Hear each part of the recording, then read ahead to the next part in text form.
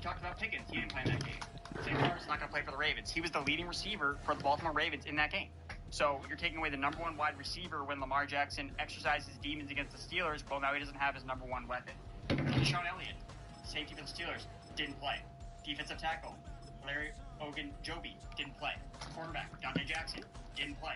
TJ Watt, Furman mentioned it, didn't have a sack. He was nursing an ankle injury for this game. It's a completely different team that's going out for the Steelers.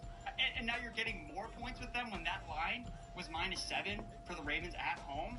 Look, anything can happen. It's the playoffs, but the value here is so clearly on Pittsburgh plus 9.5 that's why it's my best bet. Haha. You wag. Why'd you choose the same team, bro? Playing at home. I think that this number is just totally off. How we both playing at home? It's just totally off because it's not the same teams that are playing from that week. Ravens get the ball. I know you don't want to talk about what happened in that game, Joe, because you look at the final score, it was 34-17, but the Steelers were going for 14. Russell Wilson make bad decisions. He fumbled the ball at the 7-yard line, and then we're going to go 14. The Ravens fumbled the ball 3 times. They recovered each one. Yeah, they won't do that again. They won't. Yeah. Exactly. The Ravens exercised the demons. They got the monkey off their back. 29-13. That's your final score for the Ravens game. Now we'll see if I'm right or wrong. We'll come back next week. Are you betting this? Are you actually? Yeah, you know what? Just like last week. Just like last week, I'm gonna spike bet you again. I'm gonna do it again. I'm gonna make. Didn't the Steelers cover that? The Steelers. They did. So that's what I'm saying. I bet the Bengals on the money line, so I won. That's what it was. But that's how you do. Have fun here in the program. That's what it's supposed to be. And if you want to have more fun with the rest of us and our community, make sure you go over to our Discord, bettingpros.com/chat. It's the place to be. Picks for some insights, and it's a fantastic community of people who are really engaged in the betting space. So if you're new or you are somebody that's a grizzled veteran when it comes to the betting world, if you want to join our Discord, again, bettingpros.com/chat. It's free, it's fun, and we have a lot of Q&As. You get Matt Brawl in there doing picks. It's a great time to be joining to, especially with all the football playoffs rolling around. All right, let's get to the next one here. Denver Broncos, 8.5, 9 in some markets here as they travel to Buffalo.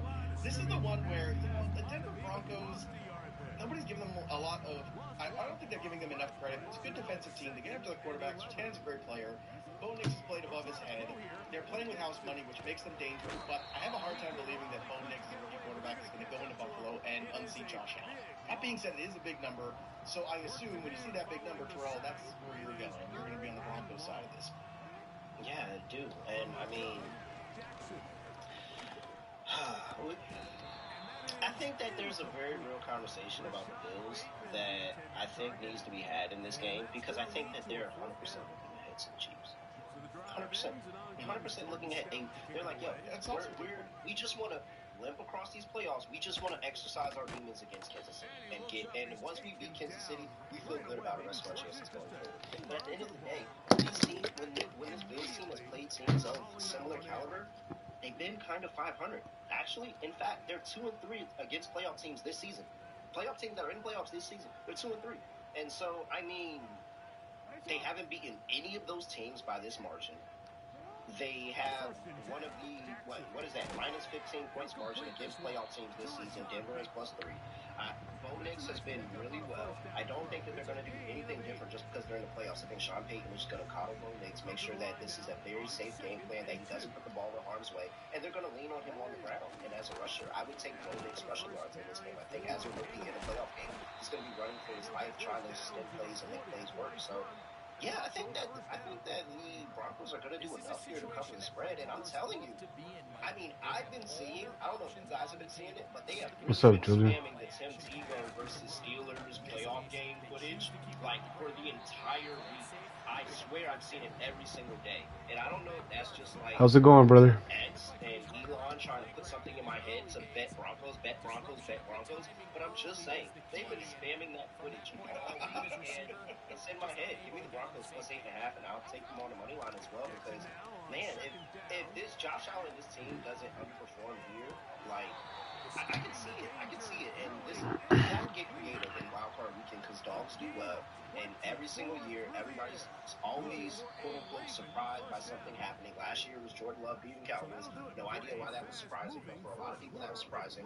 Like, I think that this could be something that's surprising, because I really do think that Bo Nix in this offense can do well. Fun fact, the only Denver Broncos quarterback ever to be drafted by the Broncos to win a playoff game is Tim Tebow. Fun fact, everybody. Not John Elway. Remember, he was drafted by the Colts back in the day, and then that trade happened. So there you go. Maybe Bo Nix will be number 2. We shall see. Also, Peyton Manning coming over from the Colts. Peyton Manning coming over. That's right. So yeah, Denver Broncos. Really hit on the quarterback a lot the last couple of years, especially since Peyton Manning. Are you telling me Kyle Orton never won? Did he even get drafted by the Broncos? I was gonna say I don't think he got drafted by the Broncos, but I have to go back and look. I don't. Wait, didn't they have? Was Brock Osweiler?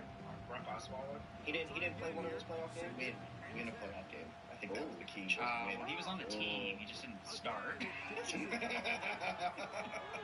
All right, let's get to your take on this one here. Denver Buffalo. The total for this one is 46.5. Andrew, what side do you want to be in? For the record, I do like the Bills here to cover the spread, but my best bet in this game is the over. I like the over 46.5 points. Buffalo scored 30 points in 9 of the last 10 games with their starters. I think that this offense is a juggernaut. I think they can win in a bunch of different ways.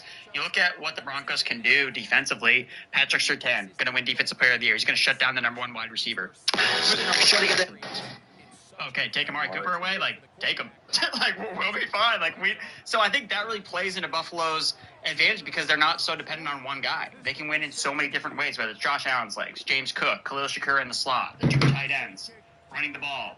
So I think that hurts Denver's defense here. And we've seen when Denver's had to play playoff teams, they put up points against this defense. So I think that the Bills are going to put up 30 here, 7-1 towards the over at home this season. Games have averaged over 50 points. And we look at the games where the Broncos' last 6 games, 5 of them have gone over What the the fuck points is total. that, bro? If we look at when Denver has failed to cover the spread against playoff teams, when they face the Ravens,